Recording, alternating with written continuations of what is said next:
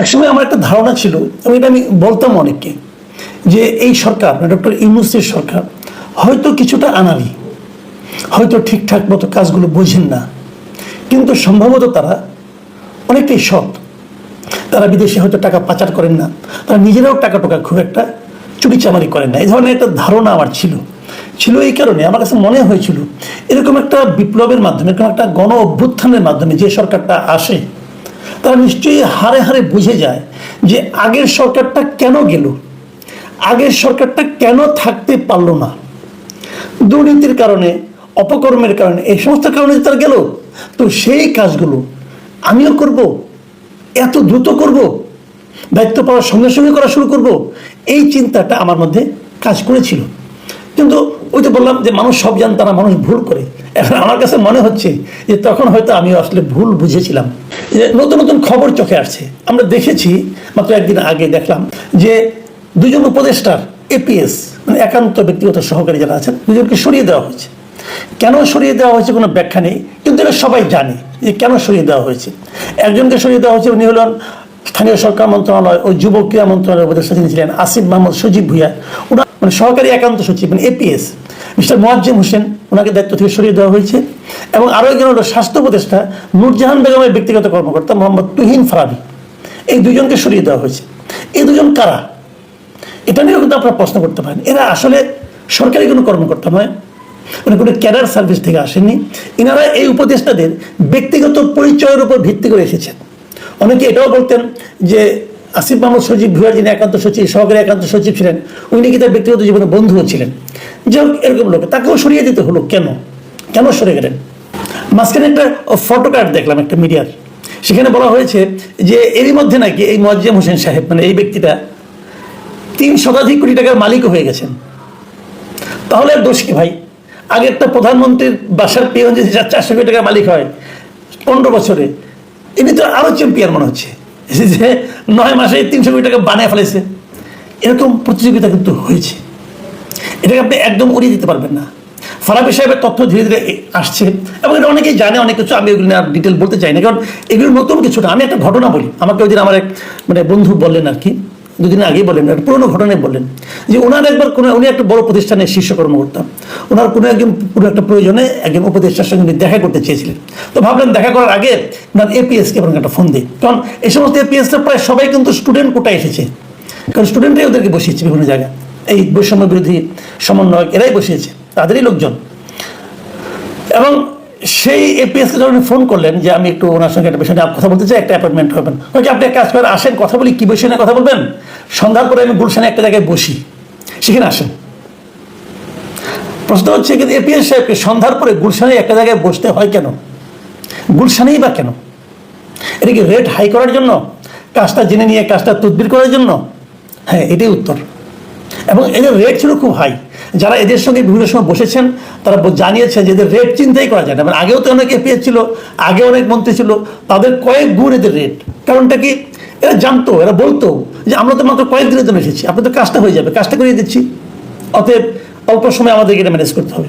এবং এই টাকাটা কি এপিএস লেভেলেই থাকতো? এই টাকাটা কি উপদেষ্টারা পান না? উপদেষ্টারা না পেলে ওনারা কি বোঝেন না কাজটা তো হয়ে যায়? কাজ না হলে মানুষ তাদের টাকা দেবে কেন? অনৈতিক কাজ হয়ে যায় টাকা বিনিময়ে। তো যে অনৈতিক কাজটা হয় সেটাকে উপদেষ্টারা বোঝেন না, নাকি ওনারাও শেয়ার পান? আমার ধারণা পান। আবার অনেক ক্ষেত্রে আমি এমনও শুনেছি যে কোনো কোনো উপদেষ্টা নাকি এপিএস এর উপর ডিপেন্ড করেন না, ভাই ভাইনাকে পাঠান সরাসরি, যে ওনার সঙ্গে ডিল করেন। এরকম এক খবর একটা পেয়েছি, আপন ভাইকে পাঠিয়েছেন, এরকম খবরও পাচ্ছি। এগুলো কিসের ইঙ্গিত বহন করে? একটা অনির্বাচিত সরকার যখন নাকি জবাবদিহিতা না থাকে তখনই কিন্তু এই ধরনের ঘটনা ঘটতে থাকবে। যেমন একটা প্রশ্ন আমি যদি করি, এই যে আপনার স্থানীয় সরকার মন্ত্রণালয়ের যিনি মন্ত্রী আছেন, তিনি ঢাকা উত্তরে একজন মেয়র নির্বাচিত করেন, মেয়রকে বসিয়েছেন, মেয়রের পদে আর কি, মেয়রের কাজ করার জন্য মোহাম্মদ এজাজকে বসিয়েছেন। ওনার কোনো জবাবদিহিতা আছে? আমি যদি প্রশ্ন করি ওনাকে যে আপনি বসালেন, কোন বিবেচনায় বসালেন? এই মোহাম্মদ এজাজ সাহেব কি কখনো কোনো সিটি কর্পোরেশন চালিয়েছেন? ওনার কোনো এক্সপিরিয়েন্স আছে? কখনো কোনো সরকারি দায়িত্ব পালন করেছেন? করেননি। তাহলে ওনাকে আপনি বসালেন কোন বিবেচনা? এই যদি প্রশ্ন করি আপনি কি জবাব দিবেন? দেবেন না। কেন দিবেন না? কারণ আপনার সরকারের কেউ জবাবদিহিতার মধ্যে নেই। আপনি যা ইচ্ছা তাই করতে পারেন। এই যা ইচ্ছা তাই করার ক্ষমতা সম্পন্ন একটা সরকারকে আমরা কতদিন বয়ে বেড়াবো? এবং তারা যা ইচ্ছা তাই করার মাধ্যমে কি করেন তার তো কিছু কিছু নমুনা পাচ্ছি। আমি কেবল এই সরকারের কথাই আমি বলবো কেন, এই ছাত্রদের যারা নাকি সরকারের পার্ট এখনো হন নাই অথচ বাইরে আছেন, তারাও কি সরকারের উপর বিভিন্ন কর্মকাণ্ডের উপর নানাভাবে প্রভাব বিস্তার করছেন না? তারাও কি টুপাইস কামাচ্ছেন না? তা না হলে এই গাজী সালাউদ্দিন তানভীরকে কেন সরিয়ে দেওয়া হলো? গাজী সালাউদ্দিন তানভীর তো একদম এলেবেলে কোনো লোক না, নতুন দল, এই জাতীয় নাগরিক পার্টির উনি যুগ্ম সদস্য সচিব। কয়েকদিন আগে তাদের এক সভায় এটা নিয়ে আপত্তি উঠেছিল, কয়েকদিনের ব্যাপারে অভিযোগ উঠেছিল, এবং একে নিয়ে একটা পত্রিকায় রিপোর্ট পর্যন্ত হয়েছে। ওনার বিরুদ্ধে অভিযোগ ছিল সুনির্দিষ্ট দুটো। একটা হলো যে পাঠ্য বইয়ের ক্ষেত্রে ওইখানে উনি একটা দুর্নীতিতে কিছু তদবিরবাজি করেছেন, আরেকটা হলো ডিসি বদলির ক্ষেত্রেও ওনার কিছু, ডিসি নিয়োগের ক্ষেত্রে ওনার কিছু অবৈধ ভূমিকা আছে, এবং সেখানে উনি প্রচুর লেনদেনের সঙ্গে জড়িয়ে গেছেন বলে বলা হয়েছে। আপনারা গাজী তানভীরকে চেনেন, দেখুন ওনার ছবি দেখেন আপনারা, কি নুরানি চেহারা। এরকম নুরানি চেহারার দ্বিতীয় একটা লিডার আপনি বের করতে পারবেন না। আমার না মাঝে মাঝে মনটা খারাপ হয়ে যায়, মাঝে মাঝে মনে হয় যে আওয়ামী লীগ আমলে একজন দরবেশ ছিল, এই এনসিপিও মনে হয় এটা দেখে একজন দরবেশ আমদানি করছিল। এখন এরকম একজন দরবেশ মানে সম্ভাব্য দরবেশ, তার উত্থান আমরা দেখতে পেলাম না, নাকি দেখতে পাবো তাও জানি না। কারণ কি, এনসিপি কিন্তু গাজী তানভীরকে বহিষ্কার করেনি, আপাতত দায়িত্ব থেকে অব্যাহতি দিয়েছে, এটা শোকজ করেছে, 7 দিনের মধ্যে জবাব দিতে বলেছে। যদি গাজী তানভীর সাহেব ভালো জবাব দিতে পারেন, যদি সেই জবাব তাদের কাছে গ্রহণযোগ্য মনে হয়, তাহলে উনি আবার ফিরে আসবেন, তখন আমরা আবার একটা দরবেশ প্রাপ্তির সম্ভাবনার মধ্যে থেকে যাব। এই জাতি সেই প্রত্যাশা নিয়ে থাকবে, তাহলে আমরা একজন দরবেশ পেতে যাচ্ছি। হচ্ছে নাকি ভাবুন একবার। এই ছাত্ররা আন্দোলন করেছে, কোনো সন্দেহ নাই, আন্দোলনের সামনে তারা ছিল, এবং আন্দোলন যখন বিজয় হয়েছে, যখন শেখ হাসিনা পালিয়ে গেছে, তখন আন্দোলনের পুরো কৃতিত্ব তারা নিজেদের উপরে দাবি করেছে, এবং এই দাবি করার মাধ্যমে তারা বিপুল ক্ষমতা অর্জন করেছে, এবং সমস্ত জায়গায় তারা ঢুকে পড়েছে, এবং ঢুকে যত তদবির সঙ্গে তারা জড়িয়ে পড়েছে। ঠিক হয়েছে কাজটা। দেখুন আরেকজনের কথা বলি, যাকে আমি ব্যক্তিগতভাবে পছন্দই করতাম এতদিন, মানে এনসিপির অনেক লিডারের সঙ্গে আমার পার্সোনালি পরিচয় আছে, এবং এদের ডিগনিটিকে, এদের ইন্টিগ্রিটিকে আমি খুব পছন্দই করি, ভালো কথা বলে পড়াশোনা করা, এবং আমি এদেরকে সবাইকে প্রাথমিকভাবে সবাইকে আমি সৎ মনে করতাম। আস্তে আস্তে কিছু কিছু কমতেছে। এখন আমি যার কথা বলছি সে হচ্ছে এই যে আব্দুল হান্নান মাসুদ, এই হাতিয়ায় বাড়ি, এই ভদ্রলোককে আমি পছন্দ করি, পার্সোনালি আমি পছন্দ করি। কিন্তু এখানে কি দেখলাম, ওনার সঙ্গে আমি একাধিক টক শোতে ছিলাম, মানে কিছু খুব আবেগপ্রবণ ছেলে প্রায় কান্নাকাটি করেন, এবং এ কি করেছে, এর নামে কি অভিযোগ উঠেছে যে সে নাকি একটা প্রায় 1 কোটি টাকা 1.5 কোটি টাকা তারপর গাড়ি চালায়। তো এই গাড়ি উনি কোথায় পেলেন? উনি কিন্তু আগে বলেছেন, সরাসরি টেলিভিশনে বলেছেন যে উনি হলো ওনাদের গ্রামের, ওনাদের এলাকার সবচেয়ে দরিদ্র পরিবার, ওনাদেরটা একটা ঘর আছে, সেই ঘরটা নাকি পড়ে যায় অবস্থা। সেরকম ঘরের একটা ছেলে এখন 1.5 কোটি টাকা দামের গাড়ি চালায়, এবং ওনাকে জিজ্ঞাসা করলে উনি কি বলছেন, গাড়ি তো লুকিয়ে রাখা যায় না ভাই, ওনাকে জিজ্ঞাসা করার উনি কি বলেছেন যে জামাতপন্থী একজন ব্যবসায়ী যিনি বিদেশে থাকেন, প্রবাসে থাকেন, তিনি নাকি গাড়িটা ওনাকে চালাতে দিয়েছেন। আমার দুটো প্রশ্ন জনাব মাসুদ, আপনাকে আমার দুটো প্রশ্ন। প্রথম প্রশ্ন হলো যে এই গাড়িটা উনি আপনাকে কেন দিলেন? আগে দিলেন না কেন? কখনো আপনি ওনার আত্মীয় হন, আগে কেন দিলেন না? আপনি ওনাকে ভালোবাসেন, আগে কেন ভালোবাসলেন না? এখন ক্ষমতা বান বলে ভালোবাসেন, উনি আবার জামাতপন্থী, তার মানে আপনি ওদের জামাতপন্থী, জামাতের একজন লোক জামাতপন্থী নয় এমন একজন লোককে গাড়ি দেবে কেন?